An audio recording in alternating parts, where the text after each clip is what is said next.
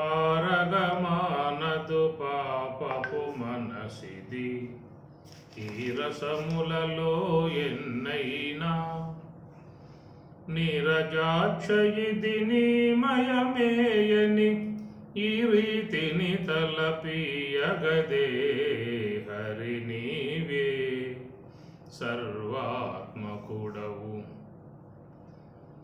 పారగమానదు పాపపు మనసిది ఈ రసములలో ఎన్నైనా నీరజాక్షయిది నీమయమేయని ఈ రీతిని తలపీయగదే హరి నీవే సర్వాత్మకుడవు.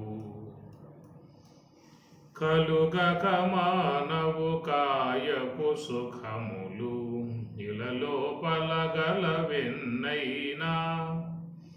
అలరిన శ్రీ వెంకటాధిపనీకే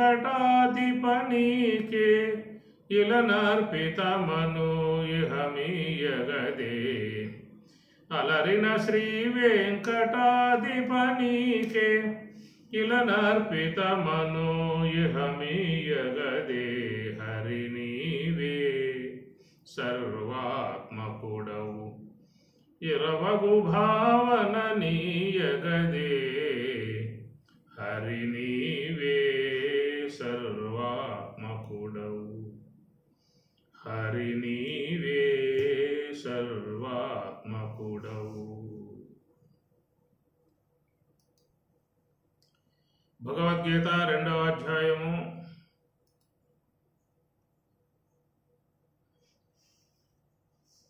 సాంఖ్యయోగము. నేహాభిక్రమనాశోస్తి ప్రత్యవాయో న విద్యతే స్వల్పమప్యస్య ధర్మస్య త్రాయతే మహతో భయాత్.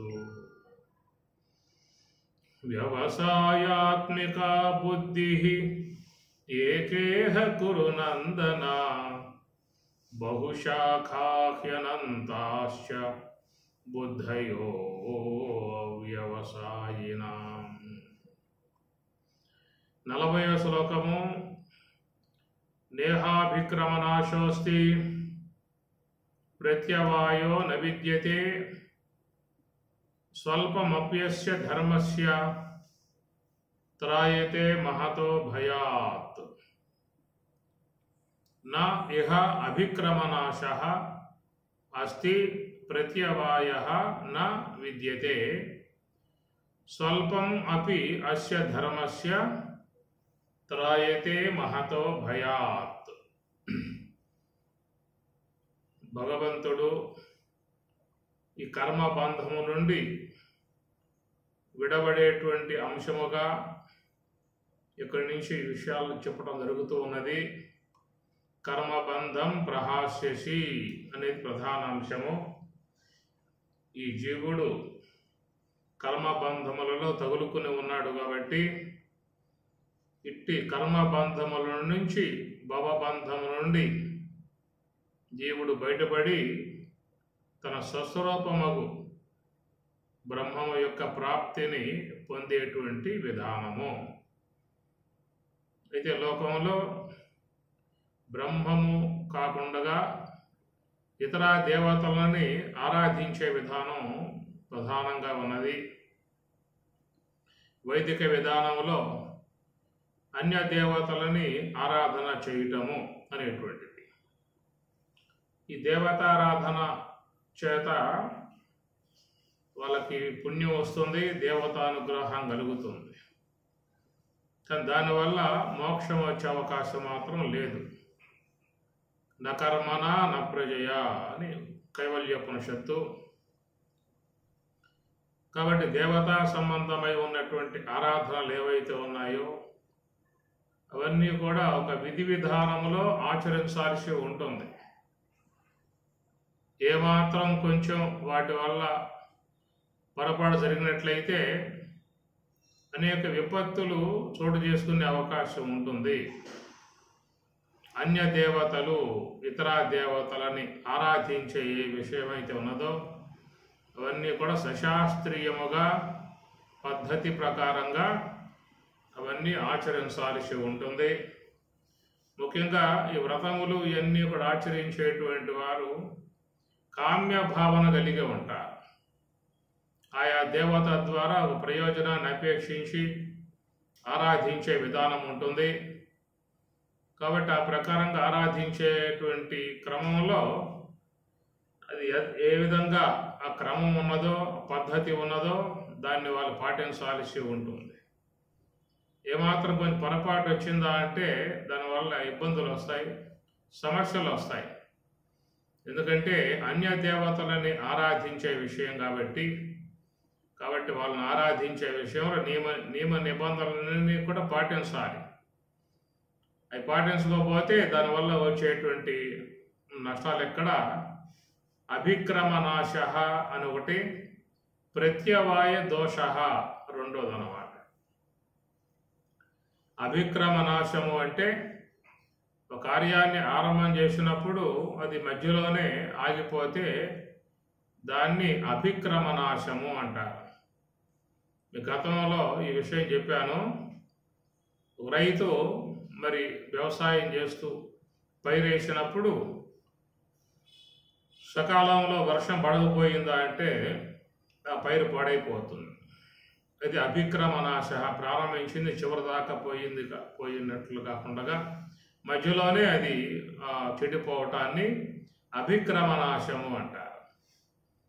ప్రత్యవాయు దోషము అని చెప్పని.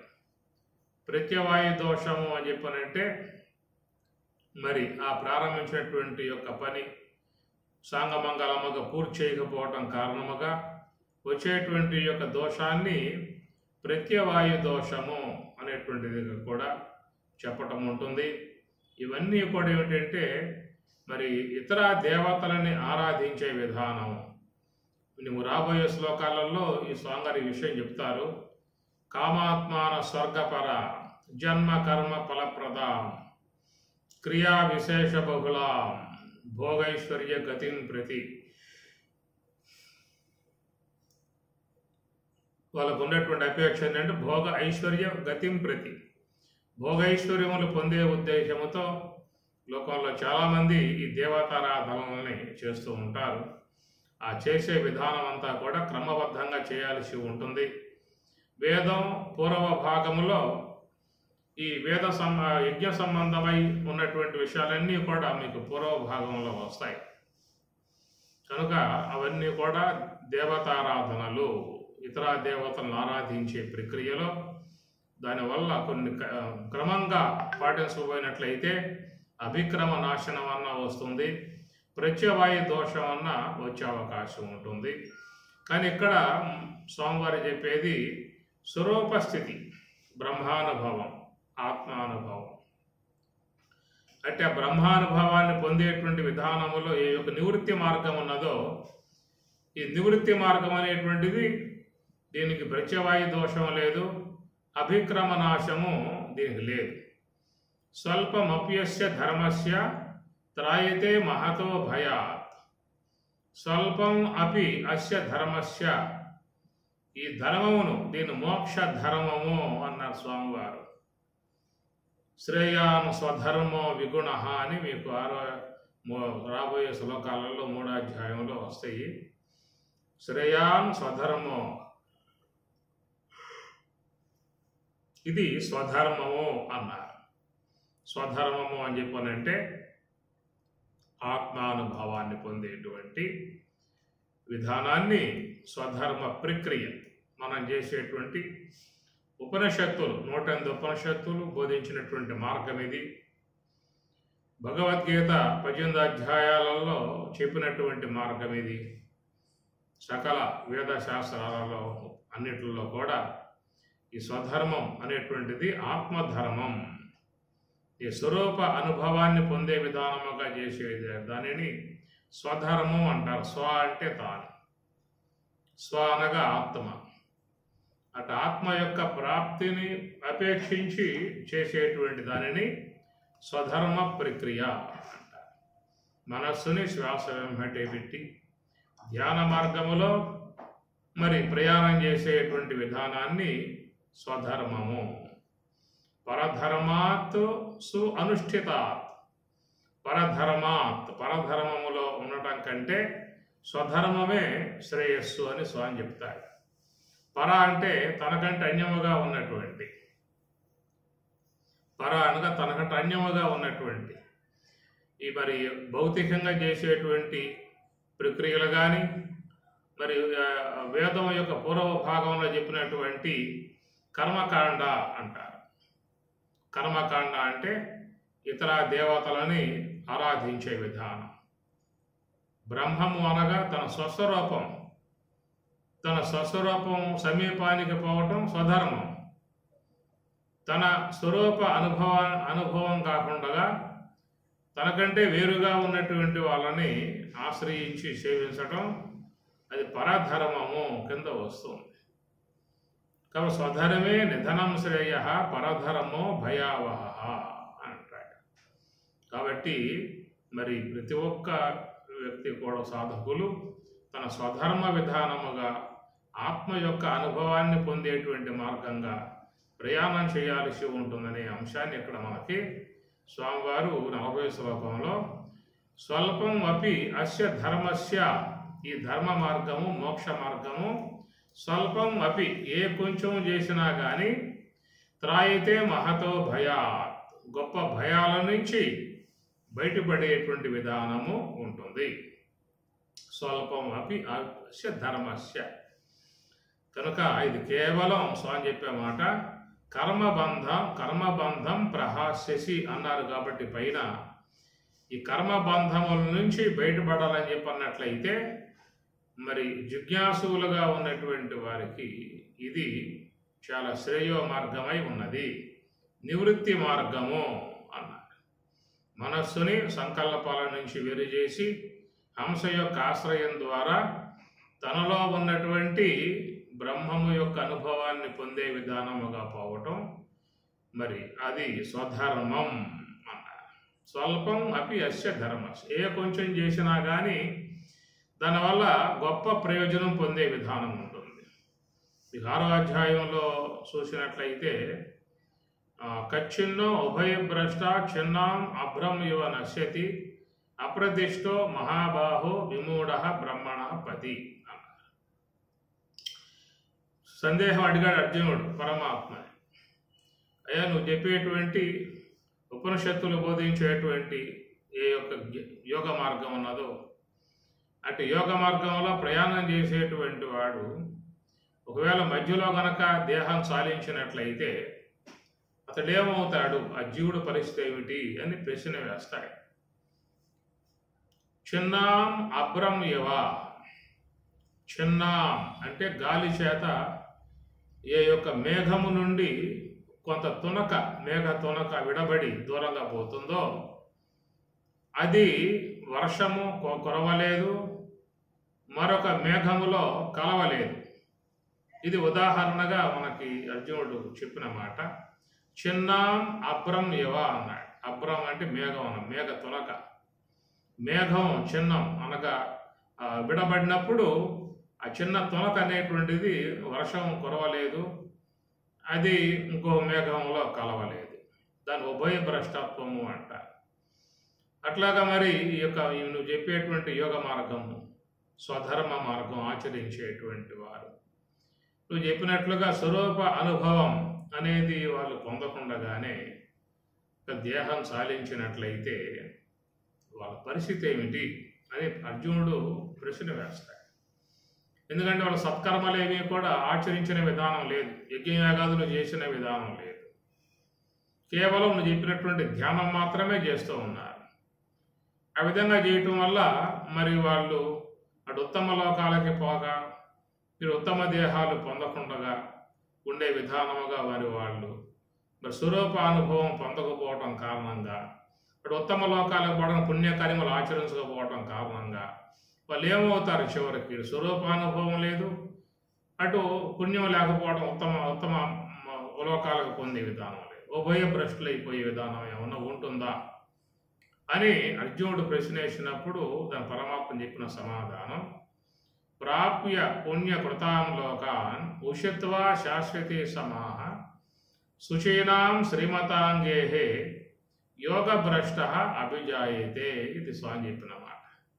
యోగభ్రష్ట అనగా యోగములో ప్రయాణం చేసేవాడు పరిపూర్తి పొందకుండగానే, స్వరూపానుభవాన్ని పొందకుండగానే మధ్యలోనే మరి దేహం సాలించి వెళ్ళిపోతారు. ఆయువు తీరిపోయింది, అలా ఇక ఉండే అవకాశాలు ప్రారంభం అయిపోయింది. కనుక అనుకున్నటువంటి ఏ యొక్క సాధన చేస్తూ ఉన్నాడో ఆ సాధన యొక్క ఫలితముగా స్వరూపానుభవం రావాలి. మరి ఆ స్వరూపానుభవం ఆయన పూర్తిగా వచ్చింది లేదు, ప్రయాణంలోనే ఉన్నాడు. మరి ఆ ప్రకారంగా అసువులు బాసినప్పుడు మరి ఆయన పరిస్థితి అనేటువంటి విషయం మీద స్వామి చెప్తూ, ప్రాప్య పుణ్యకృతాం లోకాన్, పుణ్యకృతాన్ పుణ్యములను పుణ్య కార్యక్రమాలను ఆచరించిన వాళ్ళు ఏ యొక్క సద్గతిని పొందుతూ ఉన్నారో అలాంటి సద్గతే ఇలా కూడా వస్తుంది అన్నాడు. ఆ తర్వాత శుచీనాం శ్రీమతాంగేహే, శుచివంతులు శ్రీమంతులై ఉన్నటువంటి గృహములో వాళ్ళు జనిస్తారు. యోగభ్రష్ట అభిజాయతే. కాబట్టి ఆ యోగానికి అంత గొప్ప విధానము ఉందనేటువంటిది, అనగా మనస్సుని శ్వాస వెంబటే పెట్టి ఏ కొంచెం మనం ఆచరించినప్పటికీ కూడా గొప్ప ప్రయోజనాన్ని పొందే అవకాశం ఉన్నది. ఎందుకంటే మనం చేసేటువంటి సాధన సకల దేవతా స్వరూపమై ఉన్నటువంటి బ్రహ్మమును ఆరాధించుట.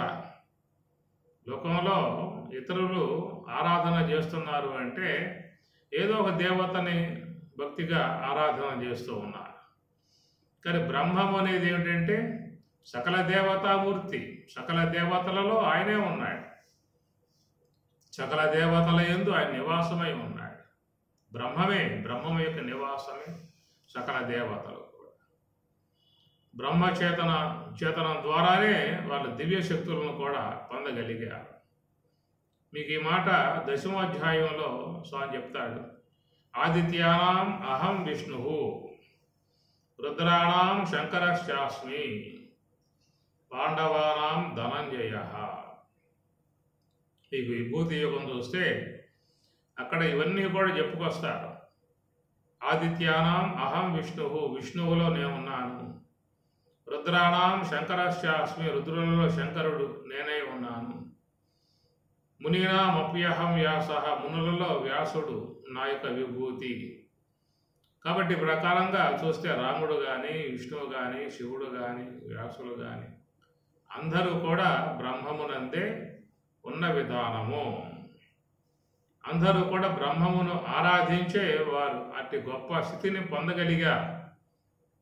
ఎవరైతే యోగాన్ని శీలిస్తూ ఉన్నారో, ధ్యానాన్ని శీలిస్తూ ఉన్నారో, ఆ ధ్యానం చేయటం కారణంగానే తపస్సు అన్నారు. బహవః జ్ఞాన తపస పూత మద్భావం ఆగత. బహవః జ్ఞాన తపస, బహవః అనేక మంది జ్ఞాన తపస్సును చేశారు. జ్ఞాన తపస్సు అంటే మనస్సుని అంతర్ముఖం, దాని యోగ మార్గం హంస యొక్క ఆశ్రయం ద్వారా పోవటం. ఈ ప్రకారంగా చేయటం కారణంగా వాళ్ళు మరి మునులు, యోగులు, తత్వవేత్తలు, బ్రహ్మవేత్తలు, జ్ఞానులు, అవధూతలు, ఈ ప్రకారంగా అనేక స్థితులు వాళ్ళు చక్కగా పొందగలిగారు. మనస్సుని హంస వెంబటే పెట్టి ధ్యానమును శీలించేటువంటి వారు యోగులు, వాళ్ళే ధ్యానులు, వారే బ్రహ్మవేత్తలు, బ్రహ్మజ్ఞానులు, ఋషులు, మునులు, ఇవన్నీ కూడా పేర్లు మనం చెబుతూ ఉన్నాం. ఇవన్నీ ఏమిటంటే నివృత్తి మార్గంగా వారు ఉన్నారు కాబట్టి అలాంటి దివ్యత్వాన్ని వాళ్ళు పొందగలిగారు. కాబట్టి ఈ దివ్యత్వమును గురించి మరి పరమాత్మయే మీకు 8వ అధ్యాయంలో చెప్తాడు.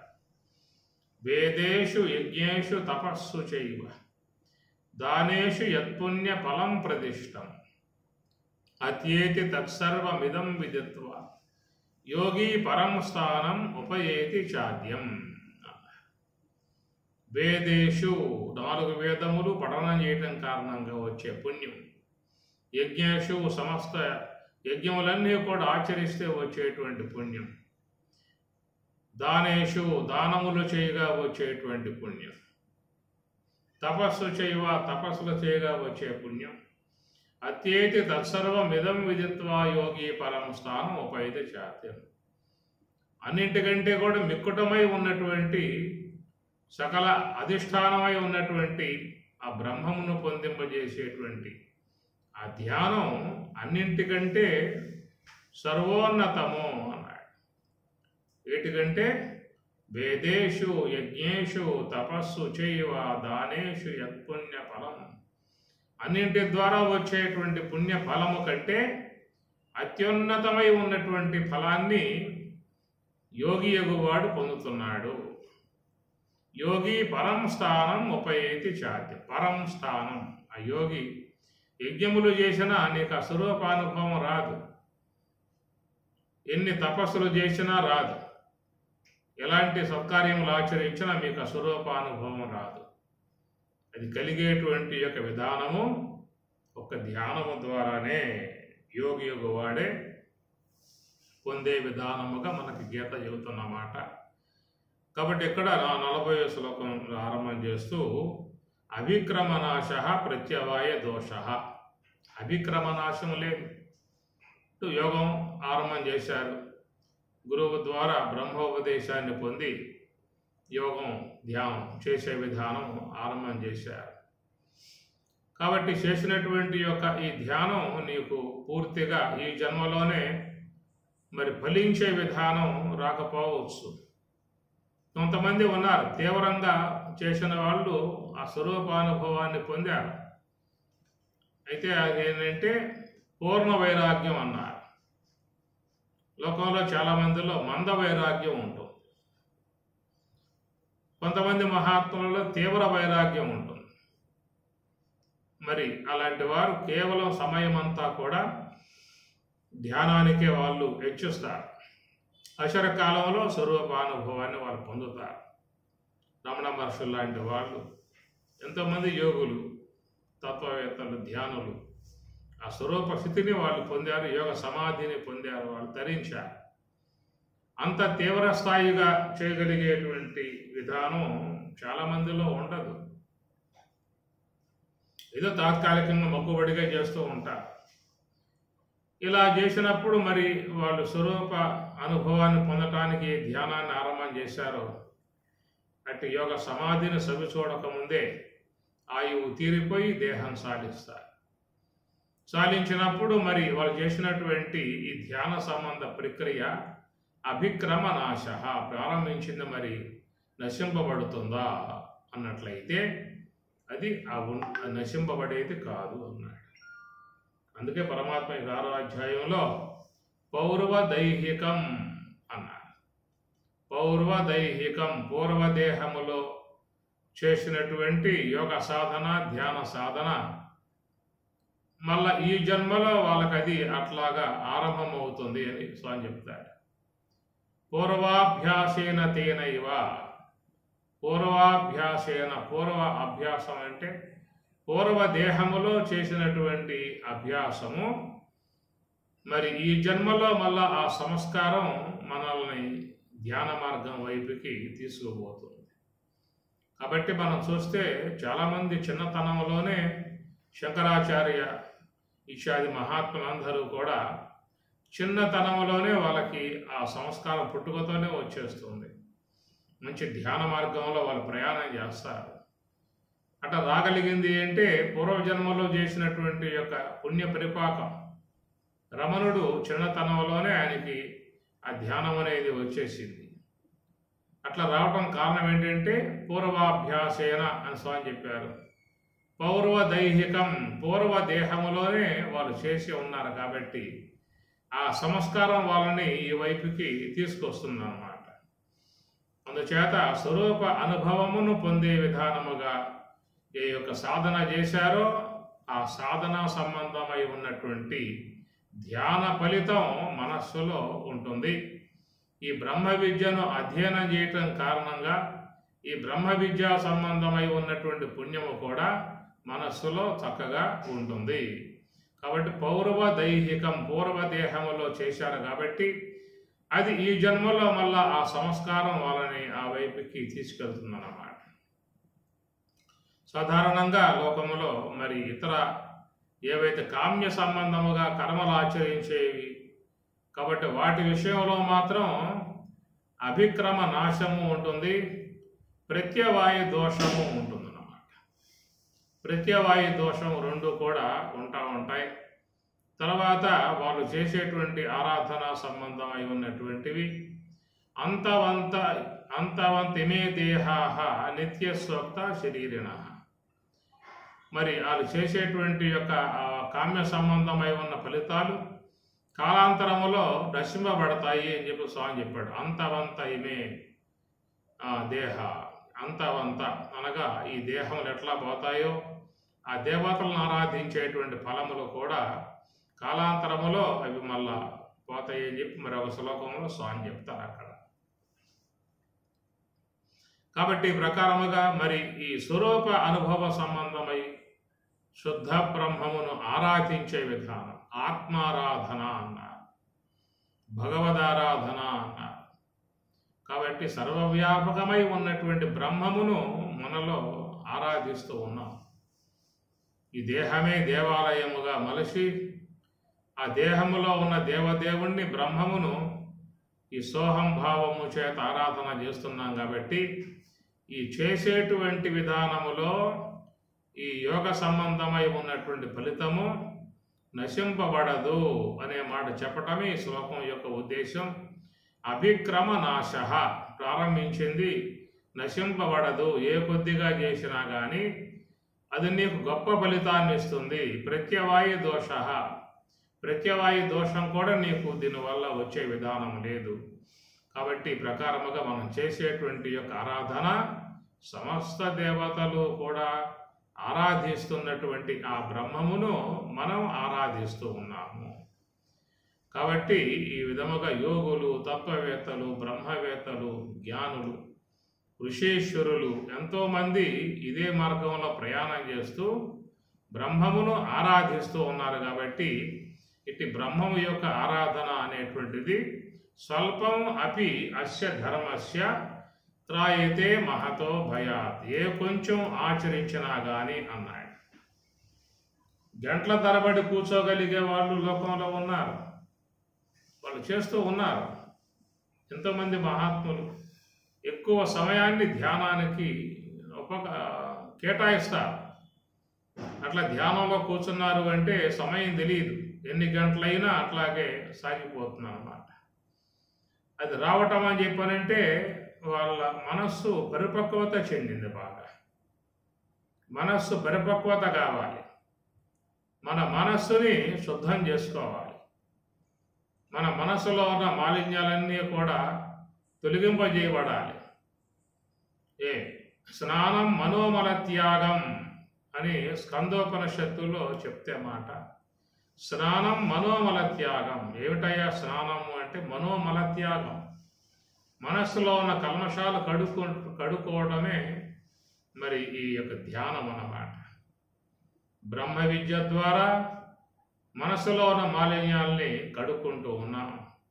ధ్యానము ద్వారా మనస్సులో ఉన్న మాలిన్యాల్ని కడిగేస్తూ ఉన్నాం. ఎప్పుడైతే మనస్సులో ఉన్న మాలిన్యాలు మొత్తం తొలగిపోయాయో అప్పుడేమవుతుంది? అది నిర్మలాంతఃకరణం, శుద్ధాంతఃకరణం అని చెప్పారు. లభంతే బ్రహ్మ నిర్వాణం ఋషయః క్షీణ కల్మషాః. భగవద్గీత. లభంతే బ్రహ్మ నిర్వాణం ఋషయః, ఋషీశ్వరులు పొందేటువంటి దానిని బ్రహ్మ నిర్వాణం అన్నారు. ఈ పదం మీకు ఎక్కడ రాదేక. యజ్ఞములు చేసినా, యాగములు చేసినా, వ్రతములు చేసినా, పూజలు చేసినా వాటికి ఏది కూడా బ్రహ్మ నిర్వాణం అనేటువంటి మాట అక్కడ వాడరు. అది కేవలం పుణ్యప్రదం. పుణ్యం అనేది వస్తుంది. ఆ పుణ్య ప్రభావంతో మరి ఉత్తమ లోకాలకు పోవటం అవుతుంది. ఆ బ్రహ్మ భువనాత్ లోకాః పునః ఆవర్తినః. ఈ పుణ్య విశేషముతో బ్రహ్మలోక పర్యంతంగా ఉన్నటువంటి లోకాలకు ఏ లోకాలకు పోయినా కానీ ఆ పుణ్యం క్షీణిస్తుంది. తిరిగి మరలా మర్త్యలోకం ప్రవిశంతి, మర్త్యలోకానికి వస్తూ ఉన్నారు. కాబట్టి ప్రకారముగా కామ్యముగా చేసేటువంటి వాటి వల్ల ఆ ఫలితములు కాలాంతరములో నశింపబడుతూ ఉన్నాయి. క్షీణే పుణ్య మర్త్యలోకం విషయం. ఆ పుణ్యం కాస్త క్షీణించిందా అంటే మళ్ళీ భూలోకానికి వచ్చే విధానము అన్నారు. కాబట్టి ప్రకారముగా ఇది కామ్య సంబంధ విధానాలలో ఉన్నటువంటిది. అభిక్రమ నాశము, ప్రత్యవాయ దోషం అనేది దాంట్లో ఉంటుంది. కానీ స్వరూప అనుభవమును పొందే విధానముగా ఉన్నటువంటి నివృత్తి మార్గముగు ధ్యాన మార్గమును శీలించేటువంటి వారు ఎలాంటి ప్రయోజనం పొందుతున్నారు అంటే మరి లభంతే బ్రహ్మ నిర్వాణం ఋషయః క్షీణకల్మషాః. కనుక ఈ యొక్క ధ్యాన విధానమే, నివృత్తి మార్గముగు ఈ ధ్యాన విధానమే సమస్త కల్మషాలని కడిగివేస్తుంది. ఈ ధ్యానం క్షీణ కల్మషాః. ఇక్కడ కల్మషములు అని చెప్పన్నప్పుడు మనస్సులో చేరి ఉన్నటువంటివి. మనస్సులో ఏం చేరి ఉన్నాయి? పుణ్యములు ఉన్నాయి, పాపాలు రెండు ఉన్నాయి. కాబట్టి పుణ్యములు పాపములు రెండు కూడా కల్మషాలే బ్రహ్మజ్ఞాని విషయములో. అదే ప్రవృత్తి మార్గంలో పోయేటువంటి వారు సద్గతులను, స్వర్గాది లోకాలను అపేక్షించేటువంటి వారికైతే పాపం అనేటువంటిది కల్మషము అని, పుణ్యం అనేది అది శుద్ధము అని చెప్పి భావిస్తారు. కానీ ఇక్కడ యోగ మార్గ విధానంలో మాత్రం క్షీణ కల్మషాః లభంతే బ్రహ్మ నిర్వాణం. బ్రాహ్మీ అనుభవాన్ని పొందే విధానములో ఉభయకరములు అడ్డమే. అనగా పాపం అడ్డమే, పుణ్యము అడ్డమే, రెండు పోవాలి. రెండు పోతేనే స్వరూపానుభవము. ఇక్కడ మీరు గమనించాలి, స్వర్గ ప్రతిబంధకము పాపము. గుర్తుపెట్టుకోండి, స్వర్గ ప్రతిబంధకము పాపము. అనగా స్వర్గ ప్రాప్తికి అది ప్రతిబంధకం. ఉత్తమ లోకాలుగా పోనివ్వదు పాపం. అందువల్ల పాపం అనేది స్వర్గ ప్రతిబంధకం. స్వర్గ ప్రాప్తిని పొందే విషయంలో అది ప్రతిబంధకం, అంటే పోనివ్వదు అని అర్థం. అట్లాగా నరక ప్రాప్తికి పుణ్యము ప్రతిబంధకం.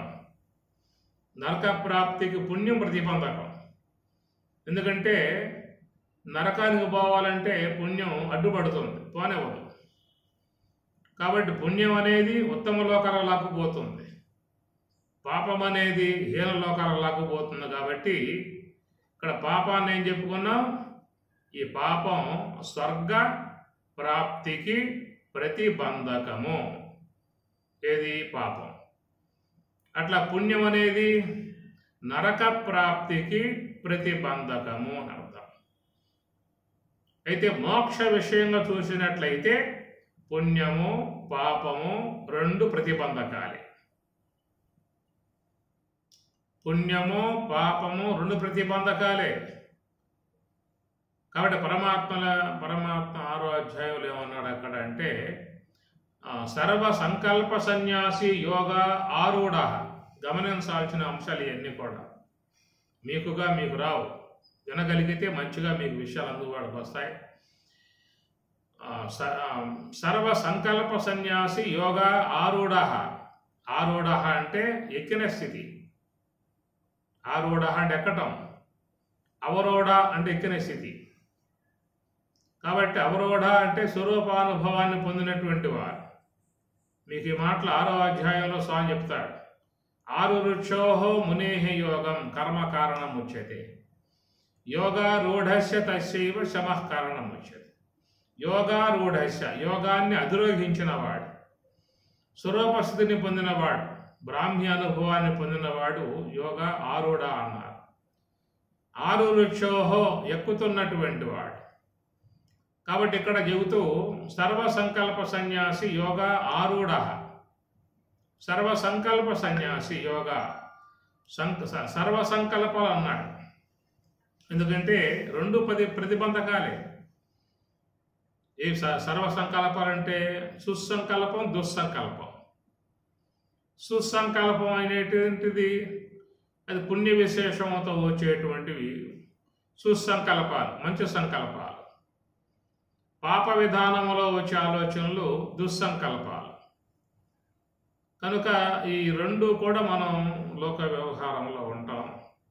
కానీ లోకంలో ఏదన్నా మంచి జరగాలంటే, మంచిగా 10 మందిలో మెలగాలంటే, 10 మందిలో కూడా గౌరవాన్ని పొందాలంటే అక్కడ సుసంకల్పాలు ఉండాలి. ముఖ్యంగా వ్యవహార విధానంలో సుసంకల్పం ఉండాలి. దుస్సంకల్పాలు ఉండి ఆ విధంగా ప్రవర్తిస్తే లోకంలో 10 మంది చేత అభాస్పాలయ్యే పరిస్థితి ఏర్పడుతుంది. కనుక వ్యక్తిలో రెండు ఆలోచనలు ఉంటాయి. సుసంకల్పాలు ఉంటాయి, దుస్సంకల్పాలు ఉంటాయి. దుస్సంకల్పములంటే రాకూడని ఆలోచనలు అన్నమాట. ఏమి అనకూడని మాటలు అంటాం కదా. అనకూడని మాటలు అన్నామంటే రాకూడని ఆలోచనలు వచ్చినప్పుడే అనకూడని మాటలు అనే విధానం ఉంటుంది. మాటలు అనకూడదు, కానీ మాటలు అలాంటివి వస్తున్నాయంటే లోపల రాకూడని ఆలోచనలు వస్తూ ఉన్నాయి. ఆ రాకూడని ఆలోచనలు అవి ప్రజెంట్ చేసినట్లయితే సొసైటీ, సమాజంలో 10 మందితో ఇబ్బంది వచ్చే పరిస్థితి ఉన్నది. 10 మందిలో అవమానం పొందుతారు. అందరి చేత మరి దూషింపబడతారు. అందరికీ దూరం అయిపోతాడు. అందరి చేత మరి దుఃఖాన్ని పొందే విధానం ఏర్పడుతుంది. కాబట్టి లోన ఏర్పడేటువంటి ఆలోచనలు అవి దుస్సంకల్పాలు, సుసంకల్పాలు 2 రకాలుగా ఉంటాయి. కనుక దుస్సంకల్పాలు రావటం ఏంటంటే మనస్సులో అవిద్య ఉంది కాబట్టి అజ్ఞాన కారణంగా దుస్సంకల్పాలు వస్తాయి. అదే జ్ఞానం కనుక బాగా ఉన్నట్లయితే వాళ్ళకి పుణ్య విశేషంతో సుసంకల్పాలు వస్తాయి. లోకానికి మేలు చేసే విధానముగా సుసంకల్పాలు వస్తాయి. కనుక మనస్సులో వచ్చేటువంటి ఆలోచనలు అవి 2 రకాలుగా విభజించారు. దుస్సంకల్పములు, సుసంకల్పములు అనే విధానం. ఒకవేళ దుస్సంకల్పాలు వచ్చినట్లయితే వాట్లను వ్యక్తి ప్రజెంట్ చేయకూడదు, బయటికి రాకూడదు. ఇతరులతో అంటం కానీ లేదా వ్యవహార విధానంలో చేయటం కానీ అలాంటివన్నీ కూడా క్రియలు రాకూడదు. వచ్చినటువంటి యొక్క ఆలోచనలను, దుస్సంకల్పాలను లోపలే అణిసివేయాలి. వివేకవంతుడే ఉన్నవాడు ఆ పని చేస్తాడు. కొంచెం సాత్వికం బాగా ఉన్నవాడు ఆ పని చేస్తాడు. కనుక అవి బయటికి రానివాడు, క్రియారూపం దాల్చినవాడు అవి వాగ్రూపం కూడా రానివ్వకుండా కాపాడతాడు. కానీ కొంతమంది అయితే ఈ అవిద్యకు లోబడి, అజ్ఞానానికి లోబడి, తమస్సుకు లోబడి ఉన్నటువంటి వారు లోన ఏర్పడేటువంటి ఈ దుస్సంకల్పాలను బాహాటంగా వాళ్ళు ప్రజెంట్ చేస్తారు, వ్యవహారంలోకి తీసుకొస్తారు. మరి వాళ్ళు వాటి విషయంలో ఎలాంటి యొక్క సంకోచాన్ని పొందరు. వాళ్ళు ఆ ప్రకారంగా వాళ్ళు ఆ దుస్సంకల్పాలనే గొప్పగా వాళ్ళు ఆచరిస్తూ వాళ్ళు గొప్పగా వాళ్ళు చెప్పుకుంటూ ఉంటారు. మన భారతంలో వచ్చే ఉదంతమే దానికి కారణం. దుర్యోధనుడు, వాడికి వచ్చే ఆలోచనలన్నీ దుస్సంకల్పాలే. ఈ దుస్సంకల్పాలతోనే వాడు అన్ని కార్యాలు చేస్తూ ఉంటాడు. ఆ విధంగా చేయటం వల్ల అందరి దృష్టిలో అతడు అభాస్పాలయ్యాడు, అందరి చేత విమర్శింపబడ్డాడు. ఈ ప్రకారంగా మనిషి ఈ దుస్సంకల్పాలను నిర్భయముగా కొంతమంది లోకంలో అవి వ్యవహార విధానాలలో తీసుకొచ్చేస్తున్నారు. మనం చూస్తూ ఉంటే రాజకీయ పరంగా వాతావరణం చూస్తే చాలా వరకు వాళ్ళ మాటలు కానీ, వాళ్ళ చేష్టలు కానీ, వాళ్ళ వ్యవహారం కానీ మనం చూసినట్లయితే మనకి ఆశ్చర్యం వేస్తుంది. ఇంత విధానంగా మాట్లాడుతున్నారా, ఇంత దారుణంగా మాట్లాడుతూ ఉన్నారా, ఇలాంటి సంకోచం లేకుండా మాట్లాడుతున్నారే, ఇంత పబ్లిక్గా మాట్లాడుతూ ఉన్నారనేది మనం చూస్తూ ఉన్నాం లోకంలో. వాళ్ళు చేసే కార్యాలు కూడా ఎలాంటి యొక్క భయం లేకుండా హింసాపూరితముగా వాళ్ళు చేసేటువంటి, మన గతంలో పురాణాల్లో చూస్తూ ఉంటాం. రాక్షసులు, హిరణ్యకశిపుడు, హిరణ్యాక్షుడు, ఇలాంటి రాక్షసులందరూ కూడా వాళ్ళు దుండగ వ్యవహారముగా వాళ్ళ ప్రవృత్తి చాలా దారుణంగా ఉండేట్లుగా మనం చూస్తూ ఉంటాం. అది పురాణాలలో చూసాం.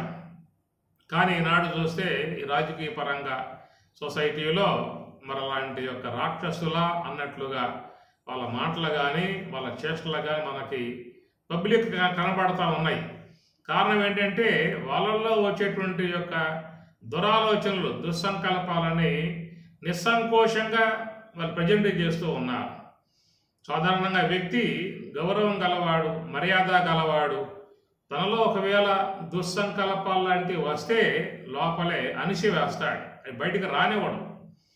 వాగ్రూపకంగాను రానివ్వడు, క్రియారూపకంగా కూడా రానివ్వడు. సాధారణంగా మనిషిలో కొన్ని అననుకూలమై ఉన్నటువంటి విధానాలుగా ఆలోచనలు రావచ్చు.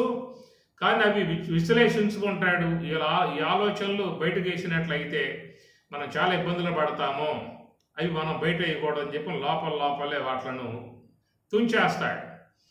తనకు సుసంకల్పములు, మంచి సంకల్పాలే చేస్తాడు, మంచి సంకల్పానుగుణ్యముగానే ప్రవర్తిస్తాడు. ఆ మంచి సంకల్పముల అనుసరించే చక్కటి మాటలను చెప్తాడు. ఆ మంచి సంకల్పాలనే క్రియారూపకము కరచరణాదులతో క్రియలు ఆచరించి 10 మంది మెప్పుని పొందే విధానము ఉంటుంది.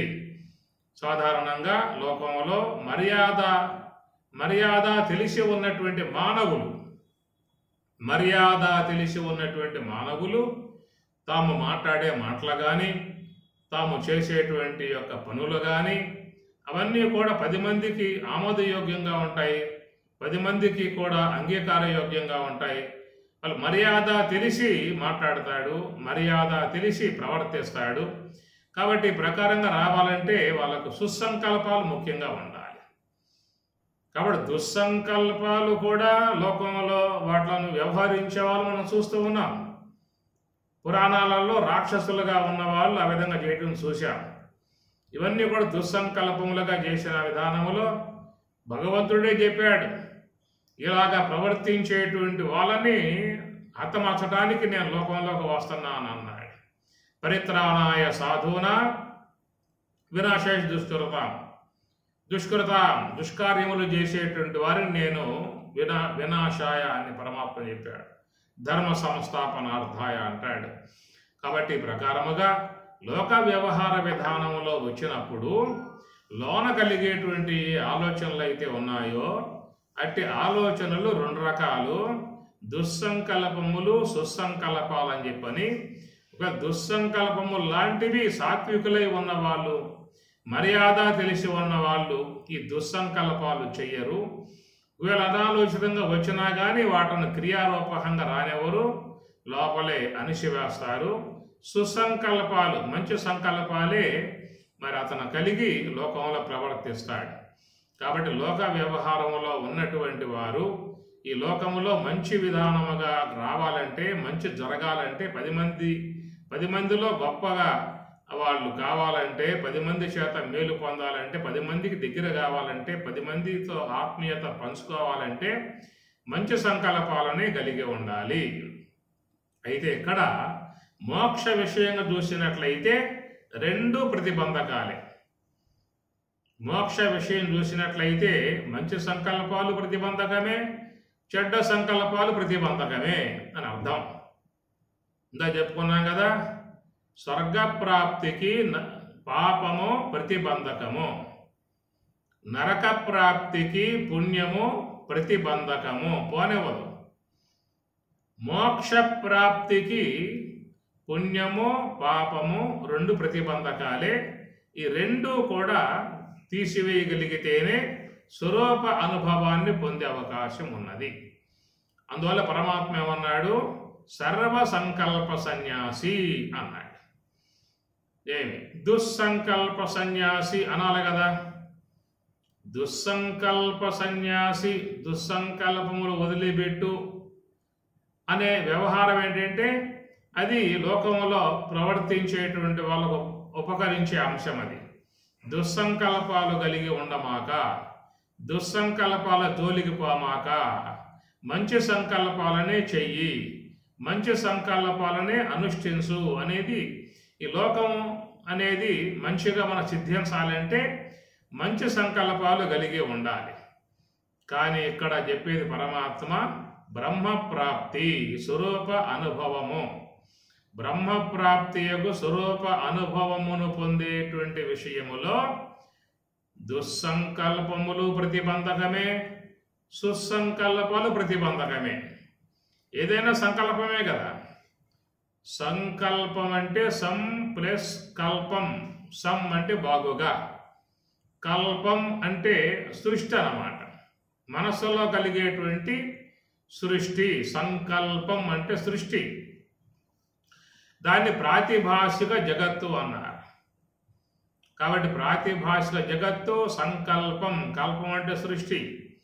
కాబట్టి ప్రకారముగా ఈ సంకల్ప విషయంలో స్వామివారు సర్వ సంకల్ప సన్యాసి యోగా ఆరూఢ. కాబట్టి ధ్యానములో ఆరూఢ అంటే ఎక్కటం, ఒక్కొక్క దాన్ని అధిరోహించటం. ఏమిటంటే అన్నమయ కోశము దాటాలి, ప్రాణమయ కోశము దాటాలి, మనోమయ కోశము దాటాలి. ఇవన్నీ కూడా పంచకోశములు దాటితేనే నీకు స్వరూపానుభవం. ఈ మాట మీకు తైత్రీయంలో వస్తుంది. ఏతం అన్నమయం ఆత్మానం ఉపసంక్రమ్య, ఏతం ప్రాణమయం ఆత్మానం ఉపసంక్రమ్య, ఏతం మనోమయం ఆత్మానం ఉపసంక్రమ్య, ఏతం విజ్ఞానమయం ఆత్మానం ఉపసంక్రమ్య, ఏతం ఆనందమయం ఆత్మానం ఉపసంక్రమ్య అని తైత్రీయంలో చెప్పుకొస్తాయి. అంటే ఈ పంచకోశాలను కూడా దాటాలని చెప్పి అర్థం అన్నమాట.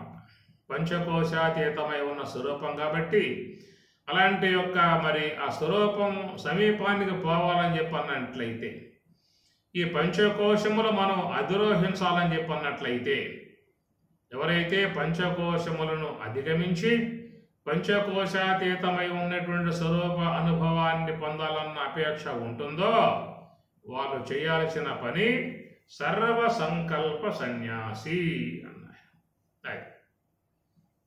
అప్పుడు నీకు నివృత్తి మార్గంగా ప్రయాణం చేసే అవకాశం ఏర్పడుతుంది. కాబట్టి ఈ ప్రకారముగా మనస్సుని హంస యొక్క ఆశ్రయంలో పెట్టి ఏ సంకల్పము లేకుండా ఉండటం అనేటువంటిది మరి స్వధర్మం అనేటువంటి అంశం అన్నమాట. అస్య ధర్మస్య స్వల్పం అపి, ఏ కొంచెం ఆచరించినప్పటికీ కూడా మహతో భయాత్, గొప్ప భయము నుండి నువ్వు తరతి దాడుతున్నావు.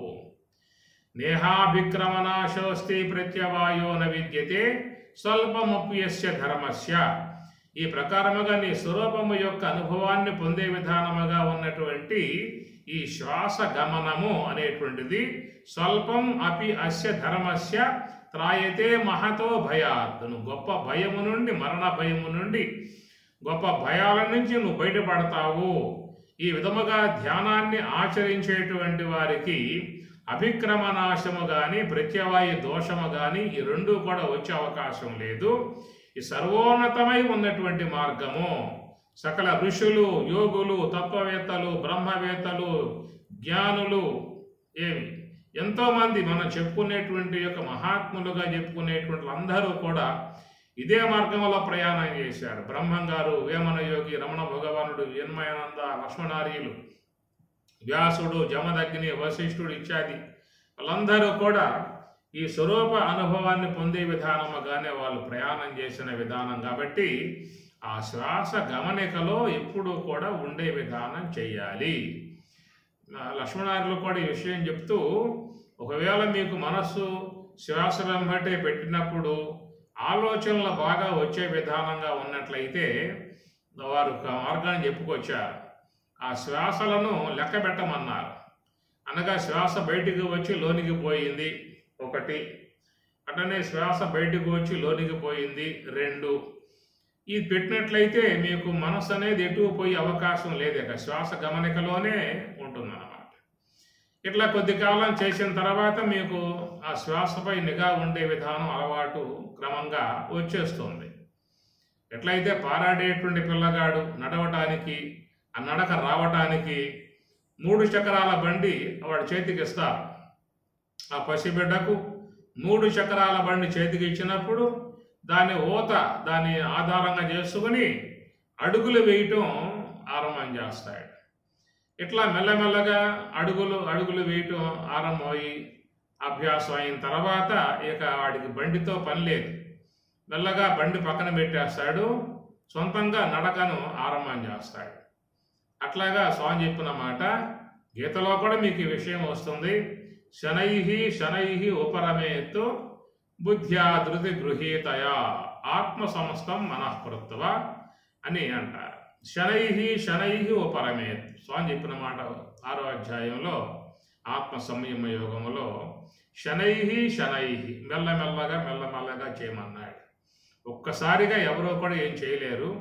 మెల్లగా అభ్యాసం చేసినట్లయితే నీకు ఈ యొక్క ఆత్మ యొక్క సంబంధమై ఉన్నటువంటి ధ్యాన ప్రక్రియ మనసుకు బాగా వచ్చే అవకాశం ఉంటుంది. కాబట్టి స్వల్పం అసి ధర్మస్య త్రాయతే మహతో భయాత్. స్వల్పం కొంచెం ఆచరించినప్పటికీ కూడా కనుక నియమం పెట్టుకోండి. ఉదయం పూట పలానా సమయంలో కూర్చోవాలి, సాయంత్రం పూట కూర్చోవాలి అనేది ఒక అలవాటుగా చేసుకుని ఆ ప్రకారంగా అభ్యాసాన్ని కొంచెంగా చేసినట్లయితే అది చాలా మహత్తరమై ఉన్నటువంటిది, చాలా గొప్ప పుణ్యాన్ని మనకి తెచ్చిపెట్టేటువంటిది.